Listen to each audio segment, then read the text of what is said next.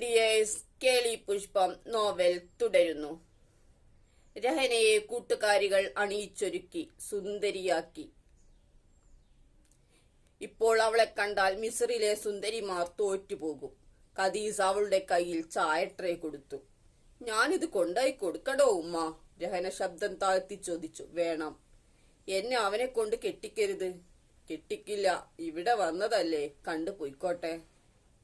രഹന ചായ ട്രേയുമായി തന്നെ കാണാൻ വന്ന ചെറുക്കന്റെയും കൂട്ടുകാരുടെയും മുന്നിലേക്ക് ചെന്നു. അവർക്ക് ചായ കൊടുത്തു. ഇനി അവർ എന്തെങ്കിലും സംസാരിക്കട്ടെ, നമുക്ക് മാറി നിൽക്കാം. കൂട്ടുകാർ അവിടെ നിന്ന് മാറി നിന്നു. ഇപ്പോൾ ഹാളിൽ രഹനയും അവളെ കാണാൻ വന്ന ചെറുപ്പക്കാരനും മാത്രം. എന്താ പേര്? ചെറുപ്പക്കാരൻ രഹനയോട് ചോദിച്ചു. രഹന. എന്താ പഠിക്കുന്നത്? Second year BA English literature. എന്റെ പേര് അക്ബർ, പെയിന്റിംഗ് തൊഴിലാളിയാണ്. രാത്രിയിൽ അസൈനാരും ഖദീസയും തങ്ങളുടെ റൂമിൽ ഇരുന്ന് രഹനയുടെ കല്യാണക്കാര്യത്തെക്കുറിച്ച് സംസാരിക്കുകയാണ്.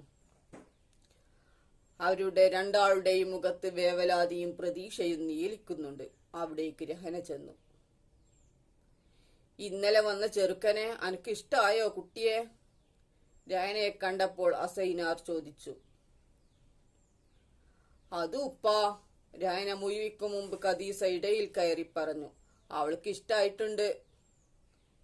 രഹന ഉമ്മയെ നോക്കി. ഉമ്മ എന്തിനാണ് അങ്ങനെ പറഞ്ഞത്? അവൾ ചിന്തിച്ചു. അവിടെ നിന്ന് ഒന്നും മിണ്ടാതെ നടന്നു. രാവിലെ ഉമ്മ ചപ്പാത്തി പരത്തുകയാണ്. ഷാന പച്ചക്കറി അരിയുന്നു. അവിടേക്ക് കണ്ണു തിരുമ്പിക്കൊണ്ട് രഹന വന്നു. ഇന്ന് ചപ്പാത്തിയാണോ ഉമ്മ? ഒരു കാരറ്റ് കഷ്ണം എടുത്ത് വായിൽ വെച്ചുകൊണ്ട് രഹന ചോദിച്ചു. അതേ മോളെ. ഖദീസ ചപ്പാത്തി പരത്തി പാത്രത്തിലേക്കിട്ടു. ഉമ്മ എന്തിനാണ് എനിക്ക് ആ ചെറുക്കനെ ഇഷ്ടമായെന്ന് ഉപ്പാനോട് പറഞ്ഞത്? രഹന ഖദീസയോട് ചോദിച്ചു. നിനക്ക് ഇഷ്ടായില്ലേ അവനെ? ഇല്ല.